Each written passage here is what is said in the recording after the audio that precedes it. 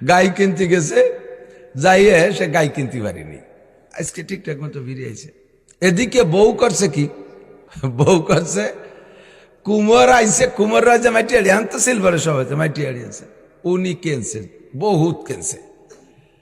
যা যা লাগবে সব হিসেব করে, একটায় দুধ দোয়াবে, একটায় পানি নেবে, একটায় তেল নেবে, একটায় দুধ ফিরিয়ে মাপবে, আর একটায়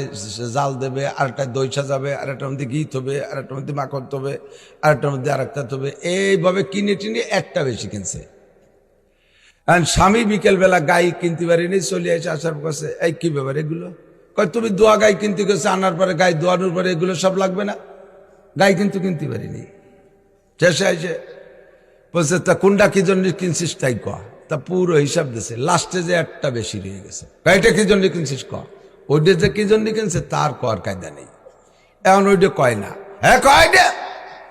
যখন চাপ দিছে, কয় এইটা কিনছি আমার ছোট বোনটা একটু ননি দেব, ননি বোঝেন তো ঘি। এখন বউরে মাছ শুরু হচ্ছে, আমার গায়ের দুধের ননি তোর ছোট বউরে বুনডে কেন দিবি, এই মারতি মারতি বউডারে আজ মারা, অথচ গাই কিনি নেই কিন্তু এর হকে বউ আজ মারা হয়ে গেছে।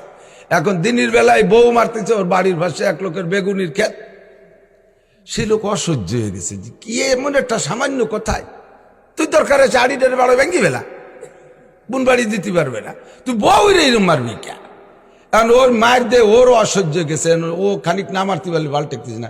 তার বউ সে মারবে, ও কোন কথায় মারবে, আর ওই লোকের বেগুনির খেতাল ওর বাড়ির পাশে, ও যাইয়ে ওরে যে বদমায়েশ, তুই যদি গাই কিনতে গাই ছুটিয়ে আমার বেগুন গাছ খেয়ে ফেলতো না, ওরে বাড়ি শুরু হচ্ছে,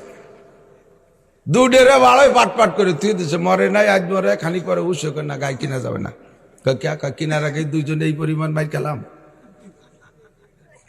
গাই। কতদিন পরে গাটা শুয়ানোর পরে পরে ফিরে আবার গাই কিনে সিদ্ধান্ত নিচ্ছে, যাও গাই এটাকে আনতেই হবে, দুধ খাতে হবে। তো গাই কিনতে যাওয়ার আগে বৌতি করছে যে পয়সা করে নিয়ে যাচ্ছ, সেটি সেরে নাও আর বলো যে ইনশাআল্লাহ আমি গাই কিনে নিয়ে আসবো। উনি বলতে কিসের ইনশাআল্লাহ, আমার টাকা দিয়ে আমি গাই কিনে আনি, এর ইনশাআল্লাহর কি আছে, কয় যে আরে আটে বাজারে বহুত গুন্ড পকেট মার চোর ডাকাইতে আছে, তুমি কাড়ি করে নিতে পারে একটু কও না ইনশাআল্লাহ, কয় যাইবার ইনশাআল্লাহ কবই না, যাওয়ার কথা আমি কব না, আমার টাকা দিয়ে, আর আমি টাকা সারছি কোন জায়গা, লুঙ্গির নিচে পড়ছি প্যান্ট, প্যান্টের নিচে জাঙ্গির, জাঙ্গির আর তল পকেটে থুইছি টা, চোরে যত দূর হাত দিক অদ্দুর লাগর পাবে না, ইনশাল্লাহ কবই না। যাইয়ে গাইটাই দেখছে সুন্দর একটা ঠিকঠাক করিয়া, এখন টাকা দেবে, এই সময় ও পিছনে তো আটুরিয়া চোর তালা দেখায়, 10-12 জন লাগছে, ওর হাতে রেনে গোবর মায় দিছে, যে পকেটে টা বেরোবে হাতে গোবর মায় দিছে, গোবর, আর কাকা কাকা পকেটে হাত দিয়ে না, পকেট নষ্ট হয়ে যাবে, হাতে গোবর, আসেন দোয়াই দিই, 5-7 জনে নিয়ে গোলে টিউবওয়েলের দ্বারে নিয়ে, একজনে চাপে, একজনে হাত দোয়াই দেয়, কয়জনে পিছন থেকে ঘিরে ঘিরে খুব যত্ন দিচ্ছে, তল দিয়ে একজন অপারেশন করে বাড়ি নিয়ে গেছে, পরে হাত দিয়ে হাত দিয়েছে, তল দিয়ে হাত বারোয় চলে গেছে, পকেটে টাকা নাই, এখানকার কাজটা হলো কি কর দিদি, চলিয়ে আসতে আসতে পকেটে যাটা আসলে সব নিয়ে গেছে, ভ্যান ভাড়াও নাই, আইসে আইটি আসতে আসতে রাত বেজে গেছে 11টা। তো বাড়ি আসার পরে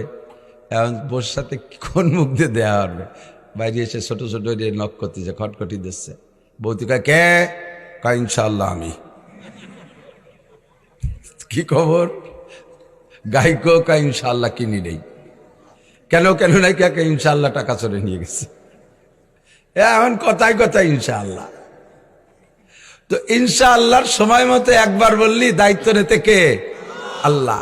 নবী পাককে আল্লাহ তাআলা এই কথাটা শিক্ষা দেওয়ার জন্য 1 মাস কষ্ট দিচ্ছেন, এই যে স্লিপ এর কয়